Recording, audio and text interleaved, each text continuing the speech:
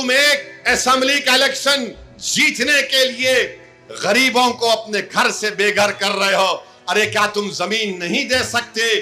तुम्हारी हुकूमत की मिशन वसुंधरा में तुम क्यों नहीं देते आसाम में बंगाली जबान बोलने वाले मुसलमानों को? मेरा भी ख्वाब है कि भारत 2047 तक विकसित भारत बने, मगर कैसा विकसित भारत बनेगा जब हम गरीबों को सिर्फ गरीबी के नाम पर घरों से निकाल रहे। आसाम में जो हुकूमत जुल्म कर रही है, याद रखो तुम वक्तिया तौर पर जुल्म करोगे, तुम्हारा जुल्म मिटेगा इंशाअल्लाह ताला। मेरे भाई याद रखो, हम एक जिस्म वाहिद की तरह हैं। अगर हमारे जिस्म में किसी एक जगह तकलीफ होती तो ईमान ये पुकार कर कह रहा है कि तुम मोमिन उसी वक्त हो जब तुम किसी की तकलीफ को अपने सीनों में महसूस करोगे। आज आसाम में जो कुछ हो रहा है, बंगाली मुसलमान हैं। आसाम में दो किस्म के मुसलमान, एक बंगाली जबान बोलने वाले जिनको मियां बोलते, और एक दूसरे आसाम के मुकामी जिसको अंग्रेजी में बोलते हैं इंडिजीनियस। आपको जानकर तकलीफ होगी कि आसाम में वहां के चीफ मिनिस्टर ने एक मिशन वसुंधरा शुरू किया, जिसके तहत अगर कोई गवर्नमेंट की जमीन पर अपना घर बना लिया, खेती बाड़ी कर रहा है, तो उसको हुकूमत उनको जमीन के हुकूक देगी, रेगुलाइज करेगी।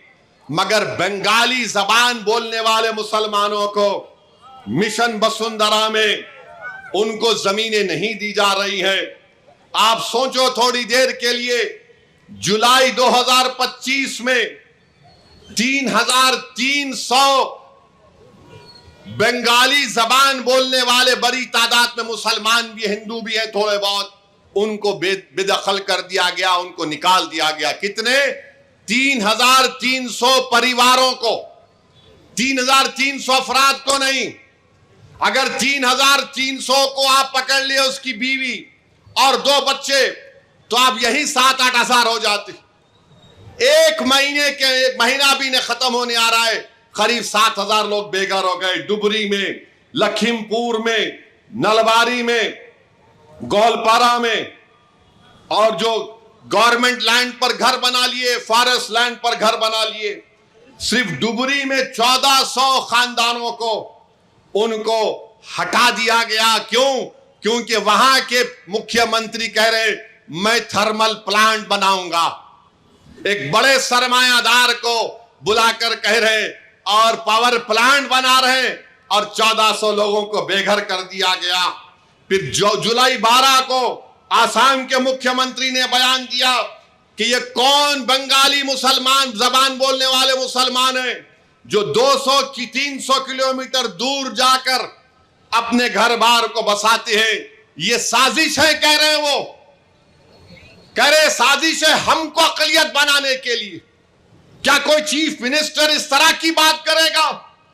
जो बाबा साहेब अंबेडकर के संविधान पर हल्फ लिया, ओत लिया, और फिर 11 जुलाई को चीफ मिनिस्टर ने कहा कि हम 25,000 एकड़ को साफ कर चुके हैं, 25,000 एकड़ को। और फिर 12 सितंबर 2024 को पुलिस फायरिंग में जुबैर अली, हैदर अली की मौत हो गई। अब मेरे को मालूम है कि मेरे इस तकरीर के बाद, क्योंकि हम लैला हैं, हमारे पूरे मजनू हमारे पीछे कल से पीछे पड़ जाएंगे, मगर सुनो मेरी बात को। आसाम की इकोनॉमिक सर्वे की रिपोर्ट है असेंबली की 2016-17 में, जिस रिपोर्ट को आसाम के असेंबली में टेबल किया गया था, वो ये कह रही है कि 7000 किलोमीटर, 7000 स्क्वायर किलोमीटर आसाम की जमीन पानी से कट जाती है। सैलाब आया तो कट जाती है। कितना? 7000 एकड़ नहीं, 7000 स्क्वायर किलोमीटर 1950 से, ये इकोनॉमिक सर्वे में कहा गया। यानी 7.4% स्टेट का हिस्सा सैलाब या किसी वजह से, नेचुरल वजह से जमीन कट गई, तो होता क्या है?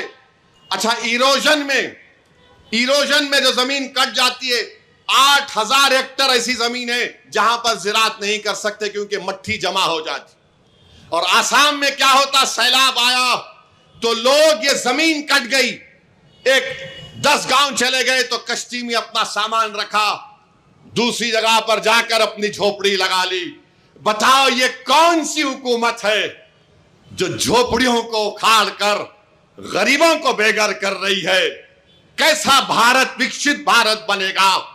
मेरा भी ख्वाब है कि भारत 2047 तक विकसित भारत बने, मगर कैसा विकसित भारत बनेगा जब हम गरीबों को सिर्फ गरीबी के नाम पर घरों से निकाल रहे आसाम में? और क्या यह बात सच नहीं है कि 9 अप्रैल इंडिया टुडे के कॉन्फ्रेंस में लेट अरुण जेटली ने क्या ये नहीं कहा था कि भारत में 30 करोड़ लोगों के पास जमीन नहीं है? 30 करोड़ गरीबों के पास भारत में जमीन नहीं है। बताओ मोदी जी, बताओ आरएसएस, बताओ बीजेपी के नेता जो आए दिन गालियां देते हैं। अरुण जेटली ने कहा था 2015 इंडिया टुडे के कॉन्क्लेव या कॉन्फ्रेंस में 9 अप्रैल को, 30 करोड़ लोगों के पास भारत के जमीन नहीं है, लैंडलेस है। और आसाम में एक तरफा कार्रवाई की जा रही, एक तरफा कार्रवाई हो रही है। हम दुआ करें कि अल्लाह सुब्हाना व तआला उन आसाम के बंगाली जबान बोलने वाले मुसलमानों की अल्लाह उनकी मदद फरमाए। जो हुकूमत जुल्म कर रही है, याद रखो, तुम वक्तिया तौर पर जुल्म करोगे, तुम्हारा जुल्म मिटेगा इंशाअल्लाह ताला, तुम्हारा जुल्म मिटेगा, तारीख में तुम्हारा नाम नहीं होगा। तुम एक असेंबली का इलेक्शन जीतने के लिए गरीबों को अपने घर से बेघर कर रहे हो। अरे क्या तुम जमीन नहीं दे सकते? तुम्हारी हुकूमत की मिशन वसुंधरा में तुम क्यों नहीं देते आसाम में बंगाली जबान बोलने वाले मुसलमानों को? तो मेरे अजीज दोस्तों और बुजुर्गों, ये बहुत जरूरी है कि हम इन बंगाली जबान बोलने वाले हमारे मुस्लिम भाइयों को याद रखें।